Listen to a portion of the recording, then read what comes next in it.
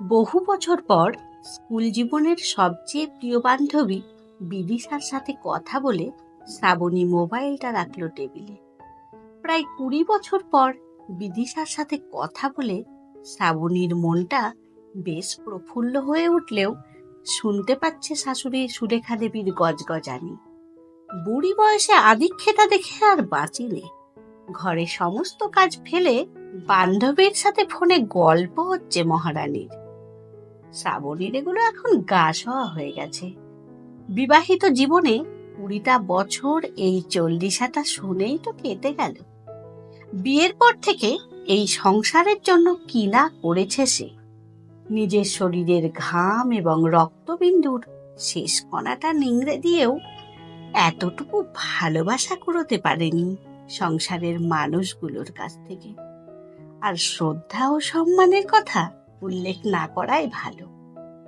যে মানুষটার হাত ধরে এই ঘরে এই সংসারে প্রথম প্রবেশ, একজন মানুষ হিসেবে সবার কাছে অত্যন্ত ভালো এবং অমায়িক হিসেবে তিনি সুপরিচিত। প্রত্যেকে এক বাক্যে স্বীকার করবে, অভিনববাবুর মতো মানুষই হয় না। নিজের স্বামীর এই ভালো মানুষ হওয়ার এই গোপন মন্ত্রটা অর্ধাঙ্গিনী হিসেবে জানে একমাত্র শ্রাবণী। বিয়ের পর থেকেই তিনি 3টে মন্ত্রে দীক্ষিত। অবশ্য অভিনববাবুর ক্ষেত্রে মন্ত্রটা একটু অন্যরকম। সংসারে ঘটে যাওয়া সব অন্যায় দেখেও কিছু দেখব না, কিছু শুনবো না, কিছু বলবো না, এই 3 মন্ত্র জপে দিব্য নির্বিকার চিত্তে বিবাহিত জীবনের 20টা বছর কাটিয়ে দিলেন। এত কিছুর পরেও এতগুলো বছর শুধু নিজের ছেলেটার মুখের দিকে চেয়ে কাটিয়ে দিয়েছে শ্রাবণী। শ্বশুর শাশুড়ির সমস্ত দুর্ব্যবহার মুখ বুজে সহ্য করেও এ সংসারকে ভাঙতে দেয়নি, ছেলের সুস্থ মানসিক বিকাশের কথা ভেবে। ছেলেটাকে শুধু বড় করাই নয়, তাকে এখন মানুষের মতো মানুষ করে তোলাই ছিল ওর একমাত্র উদ্দেশ্য। সেই ছোট্ট থেকেই মা হিসেবে ছেলের লেখাপড়া, আদর যত্ন, কোনো কর্তব্যেই ত্রুটি নেই শ্রাবণীর। মায়ের তত্ত্বাবধানে রিজু হয়ে উঠেছে, লেখাপড়ায় ভীষণ ভালো এবং খুবই মেধাবী। কিন্তু এরপরেও একমাত্র নাতির বিন্দুমাত্র ত্রুটি দেখলেই কথা শোনাতে ছাড়েন না সুলেখা দেবী শ্রাবণীকে। ছেলে লেখাপড়ায় ভালো ফলাফল করলে তারা সগর্বে বলে বেড়ান, কোন বংশের ছেলে দেখতে হবে তো, রিজু আমাদের নাতি, আমাদের রক্ত বইছে ওর শিরায় শিরায়। কিন্তু ছেলে কোনো অন্যায় করলেই তখন তার দায়টা গিয়ে পড়ে শ্রাবণীর ওপর। মুখ বেঁকিয়ে নাতির সামনে সুলেখা দেবী আক্ষেপ করেন, মায়ের শিক্ষা, মায়ের রক্ত যাবে কোথায়? উনার ক্ষমতা থাকলে নাতির শরীর থেকে শ্রাবণীর রক্তটাই ছেঁটে ফেলে। মা হয়ে নিজের ছেলের জীবনে 1 গামলা দুধে একটুখানি চোনার মতোই অপ্রয়োজনীয় শ্রাবণী। নাতিকে কোলে বসিয়ে অনন্তবাবু প্রায়ই বলেন, তুমি আমাদের বংশের ছেলে, বুঝেছ রিজু? তোমার শরীরে আমাদের রক্ত বইছে, তুমি আমাদের মতো হবে। সবই কর্ণদয় সার্থক করে শুনতে পায় শ্রাবণী। কোন বিশুদ্ধিকরণ যন্ত্র দিয়ে তাদের বংশের রক্ত পরিশুদ্ধ করা হয়েছে সে নিয়ে কৌতূহল থাকলেও প্রতিবাদ করার ক্ষমতা শ্রাবণীর একেবারেই নেই। ভীষণ স্বল্পভাষী, শান্ত প্রকৃতির, শান্তিপ্রিয় মেয়ে। মনে মনে ভগবানকে শুধুই দোষারোপ করে। মুখে প্রতিবাদের ভাষা যখন দাওনি, শ্রবণেন্দ্রিয়টাও অক্ষম করলেই তো পারতে। যাই হোক, শ্রাবণীর প্রার্থনায় খুশি হয়ে দীর্ঘ 20 বছরে ওর শ্রবণেন্দ্রিয় বিকল না হলেও এইসব কথা উপেক্ষা করার মতো মনোবল ভগবান ওকে আশীর্বাদ স্বরূপ প্রদান করেছেন। সুলেখা দেবীর গঞ্জনা শুনেও ছেলের পড়ার টেবিলে ফোনটা রেখে ঘর থেকে বেরোতে যাবে, পিছন থেকে ডাকলো রিজু। একটু সন্নিগ্ধ হয়ে ছেলে জিজ্ঞেস করলো, তোমায় কে ফোন করেছিল মা? কখনো সেভাবে কেউ তো তোমায় ফোন টোন করে না। শ্রাবণী উৎফুল্ল হয়ে জবাব দিল, আমার স্কুল জীবনের আমার এক প্রিয় বান্ধবী বিদিশা। জানিস রিজু, স্কুলে সবসময় আমরা একসাথে থাকতাম, একসাথে টিফিন ভাগ করে খেতাম। আজ কত বছর বাদে ওর গলাটা শুনলাম। উনি কি করেন? তোমার ওই মাসি কলেজের একজন অধ্যাপিকা। এত বছর বাদেও তোমার ওই বান্ধবী তোমায় মনে রেখেছে। তুমি তো লেখাপড়াতেও বিশেষ ভালো না, উনার মতো সম্মানীয় কোনো চাকরিও তো তুমি করো না। অতি সাধারণ একজন হাউসওয়াইফ। তোমার মতো একজন সাধারণ মানুষকে এত বছর বাদে কারো মনে রাখার মতো কোনো প্রয়োজন নেই মা। মানুষ মনে রাখে কাকে? যারা লেখাপড়ায় মেধাবী, ভীষণ ভালো চাকরি করে, জীবনে সম্মানের সাথে সুপ্রতিষ্ঠিত তাদের। তোমার মতো একজন তুচ্ছ মানুষ কারো কাছে মনে রাখার যোগ্য বলেই তো আমার মনে হয় না। কি করে উনি একজন কলেজের অধ্যাপিকা হয়ে তোমার মতো এক বান্ধবীকে মনে রাখলেন? কিছুটা বিদ্রুপাত্মক হেসে রিজু কথাগুলো মাকে বলল। 17 বছরের মেধাবী ছেলের মুখে কথাটি শুনে স্তম্ভিত হলো শ্রাবণী। মুখের হাসি মিলিয়ে গেল নিমেষে। মনের প্রফুল্লতা যেন নিঃশব্দে বদলে গেল একরাশ জমাট শ্বাসরোধ করা বেদনায়। বেশ কিছুক্ষণ পর মানসিক কষ্টটা সামলে নিয়ে মৃদু হেসে বলল, আমার মতো একজন তুচ্ছ মানুষকে মনে রাখবার কারণ শুধু একটাই, ওই মাসির মধ্যে আজও বেঁচে রয়েছে মনুষ্যত্ব। ওর হৃদয়ে এখনো সজোর ভালোবাসা, আবেগ, এই সূক্ষ্ম অনুভূতিগুলো রয়েছে। শিক্ষার দম্ভ ওই মাসিকে ভালোবাসার সম্পর্ককে উপেক্ষা করতে, অসম্মান করতে শেখায়নি রিজু। আজ সারা দিন আর সেভাবে কাজে মন বসাতে পারল না শ্রাবণী। এতগুলো বছর যে ছেলের জন্য মুখ বুজে সব সহ্য করলো, এত কষ্ট, এত আত্মত্যাগ, আজ সেই ছেলের মুখে এই কথাগুলো ঠিক মেনে নিতে পারছে না মন থেকে। পরিচয়ে শ্রাবণী এ বাড়ির বউ হলেও সম্মান মর্যাদায় মায়ের স্থান যে ঠিক কোথায় বুঝে নিতে অসুবিধা হয়নি বুদ্ধিমান ছেলের। আজ সব কাজই কেমন যেন এলোমেলো হয়ে যাচ্ছে, আর এই অমনোযোগের খেসারত দিতে হলো খাবার টেবিলে। আজ সব রান্নায় হয়েছে বিস্বাদ। এই অপরাধের নিরিখে খাবার টেবিলে যে কি ঝড় বয়ে গেল তা সহজেই অনুমেয়। শ্রাবণী শুধু অবাক হয়ে দেখল ছেলে আর স্বামী বিনা প্রতিবাদে দিব্যি মেনে নিল সবকিছুই, যেন শ্রাবণী প্রতিদিনই এমনটাই করে থাকে। এর মধ্যে রিজুর আবার সরস মন্তব্য, মায়ের কোনো কাজেই পারফেকশননেস নেই, একেবারেই ডিসকাস্টিং। সুলেখা দেবী নাতির কথায় সায় দিয়ে বললেন, তোর মা তো বরাবরই এরকম, সাধে কি আর রেগে যায়? সবার সব কথা শুনে শ্রাবণী আবার মৃদু হেসে অভিনববাবুর দিকে ফিরে বললেন, সবাই এতক্ষণ এত মন্তব্য করলো, আমার আজকের এই অপরাধে তোমার কোনো বক্তব্য নেই? অভিনববাবু কোনো প্রত্যুত্তর না দিয়ে স্ত্রীর দিকে চোখের জ্বলন্ত দৃষ্টি নিক্ষেপ করে চেয়ার ছেড়ে উঠে পড়লেন। রবিবারের দুপুরে সবাই যখন খাওয়া দাওয়ার পর ভাত ঘুমে মগ্ন, ফ্রিজে খাবারগুলো ঢুকিয়ে রান্নাঘর পরিষ্কার করে শ্রাবণী বসলো একটা গল্পের বই নিয়ে। বেশ জমে উঠেছে গল্পটা। রসভঙ্গের মতো হঠাৎই বেজে উঠল কলিং বেল।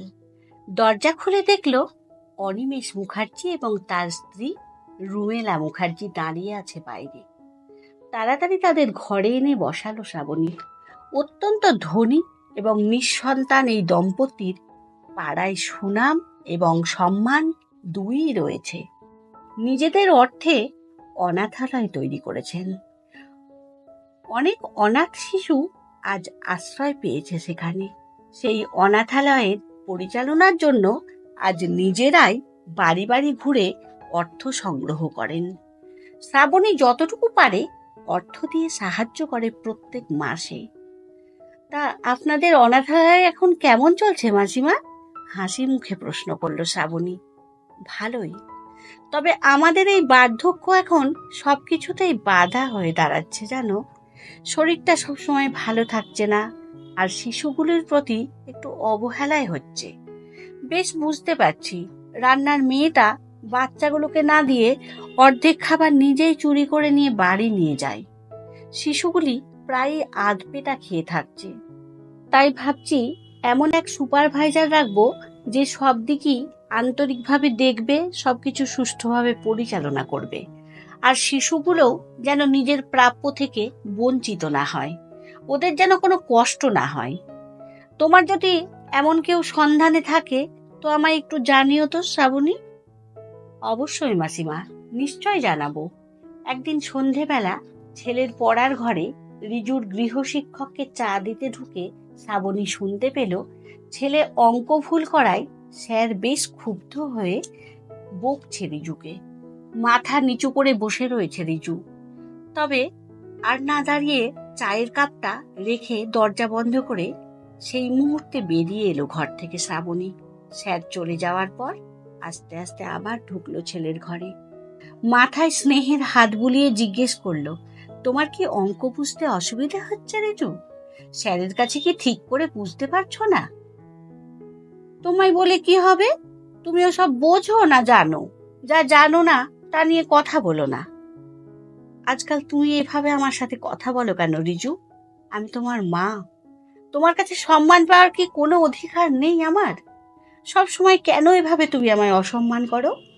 বাড়ির সবাই খারাপ ব্যবহার করলেও তোমার কাছ থেকে তো একটু ভালো ব্যবহার আশা করতেই পারি, কি তাই না? 100 বার অসম্মান করব? তুমি তোমার এখতিয়ারের বাইরে গিয়ে অবুঝের মতো যদি অশিক্ষিতের মতো প্রশ্ন করো তাহলে অসম্মান করবই। দাদু ঠাম এমনি এমনি তোমাকে বকে না, তুমি কোনো কাজই ঠিক মতো করতে পারো না। আমার সব বন্ধুদের মায়েরা কিছু না কিছু জব করে, কত স্মার্ট, ইংরেজিতে কথা বলে, আর তুমি একজন স্বল্প শিক্ষিতা হাউস ওয়াইফ। ওদের মায়েরা কেমন ইংরেজিতে কথা বলে, তুমি তো সেটাও পারো না। আমার বন্ধুদের কাছে তোমায় নিয়ে গর্ব করে কিছু বলবার নেই। মা হিসেবে তোমাকে আমার পরিচয় দিতেই লজ্জা করে। ছেলের কথাগুলো শুনে শ্রাবণীর মনে হচ্ছে যেন ও আর এই পৃথিবীতে নেই, কোনো মহাশূন্যে নিরুদ্দেশের পথে ভেসে যাচ্ছে। ছেলের মনে ওর প্রতি এত ঘৃণা, এত বছরে এত ভালোবাসা স্নেহের কি কোনোই মূল্য নেই? আজ পরিষ্কার বুঝতে পারছি রিজু এই বংশের ছেলে, এই বংশের যোগ্য উত্তরসূরি। দাদুর কথা সত্যি করে নাতি হয়ে উঠেছে আজ ঠিক তাদেরই মতন। মায়ের লজ্জাজনক রক্তটা শরীর থেকে হয়তো ছেলে নিজেই ছেটে বাদ দিয়ে দিয়েছে এখন। আর না দাঁড়িয়ে আস্তে আস্তে ঘর থেকে বেরিয়ে এলো শ্রাবণী। টেবিলে রাখা ফোনটা তুলে ফোন করলো রুমেলা দেবীকে। রুমেলা দেবী ফোনটা রিসিভ করতেই শ্রাবণী ভগ্ন কণ্ঠে থেমে থেমে বলল, আপনাদের অনাথালয়ের সুপারভাইজার আমি পেয়ে গেছি মাসিমা। পরের দিন সকালে ঘরে একেবারে হুলুস্থুলু কাণ্ড। রিজুর স্কুল বাস এসে ফিরে গেল, ঠিক সময় মতো তৈরি হতে পারেনি। স্ত্রী করা স্কুল ড্রেসটা আজ রেডি ছিল না হাতের কাছে। অভিনববাবুর অফিসে দেরি হয়ে যাচ্ছে, সকালের চা আর জলখাবার ঠিক মতো পৌঁছয়নি ডাইনিং টেবিলে। ঘুম থেকে উঠে অনন্তবাবুর খালি পেটে চিরতার জল খাওয়া হলো না, কেউ সেটা তৈরি করে রাখেনি আজ। সুলেখা দেবী সকালের ওষুধগুলো খেতেই ভুলে গেলেন, আজ তো কেউ সেটা সামনে এগিয়ে দেয়নি। সংসারের এত কাজ এক হাতে সামলানো সেই অপ্রয়োজনীয় অপদার্থ মানুষটিকে যে আর খুঁজে পাওয়া যাচ্ছে না। সকাল থেকে সব কাজে লণ্ডভণ্ড করে ঘরে এক বিশৃঙ্খল অবস্থা। চারিদিকে সব জায়গায় ফোন করে শ্রাবণীর কোনো সন্ধান না পেয়ে পুলিশে খবর দিতে বাধ্য হলো অভিনববাবু। ঠিক সেই সময় অনেক খোঁজাখুঁজির পর শ্রাবণীর বইয়ের ভাঁজ থেকে রিজু খুঁজে পেল মায়ের চিঠিটা। শ্রাবণী লিখে গেছে, আজ শুধুমাত্র নিজের কথা ভেবেই এত বছর বাদে প্রথম একটা সিদ্ধান্ত নিলাম আমি। দুঃখ একটাই, সিদ্ধান্তটা নিতে বড় দেরি করে ফেললাম। জীবনের এতগুলো বছর খরচ করে নিজের সর্বস্ব দিয়েও তোমাদের কারোরই মনের মতো হয়ে উঠতে পারলাম না এক মুহূর্তের জন্য। এমনকি নিজের সন্তানের কাছেও হয়ে উঠতে পারিনি যোগ্য মা। সীতার অগ্নি পরীক্ষার মতো জীবনের শেষ দিন পর্যন্ত আমাদের অগ্নি পরীক্ষা দিয়ে যেতে হয়, কখনো মেয়ে হয়ে, কখনো স্ত্রী হয়ে, কখনো বাড়ির বউ হয়ে, আবার কখনো মা হয়ে। এই অগ্নি পরীক্ষা দিতে দিতে আজ সত্যি আমি ক্লান্ত। তাই এই অপ্রিয় মানুষটার অবাঞ্ছিত বোঝা বহন করার হাত থেকে চিরতরে মুক্তি দিতেই বেরিয়ে পড়লাম আজ। বাড়ি ছেড়ে এমন এক জায়গায় নিজের ঠিকানা খুঁজে নিতে, যেখানে আমার মানুষ হিসেবে প্রয়োজন আছে, যেখানে অন্যের পরিচয়ের ভারে মাথা গুজে নয়, নিজের পরিচয়ে মাথা উঁচু করে বাঁচবার অধিকার আছে। জীবনের শেষ অধ্যায়ে এমন অসহায় অনাথ শিশুদের মা হয়ে বাঁচতে চাই, যাদের মাতৃত্বের শূন্য ভাঁড়ারে একটু শূন্য ভালোবাসা, একটু স্নেহের আকুতি আছে। আমার মতো অযোগ্য, স্বল্প শিক্ষিতা, অবাঞ্ছিত মাকে যারা সরল মনে শুধু মা বলেই ভালোবাসবে, আঁকড়ে ধরবে। অল্পেতেই যাদের মনে প্রাপ্তির আনন্দ আছে, তাদের হৃদয় নিঃসৃত নিষ্পাপ মা ডাকে হয়তো শান্তি খুঁজে পাবো আমিও। আমার সেই শান্তির ঠিকানাটা এত দিনে খুঁজে পেয়েছি আমি। তাই আর খুঁজবার চেষ্টা করো না আমায়। জানোই তো, যে মানুষ স্বেচ্ছায় হারিয়ে যায় সে আর কখনো ফিরে আসে না।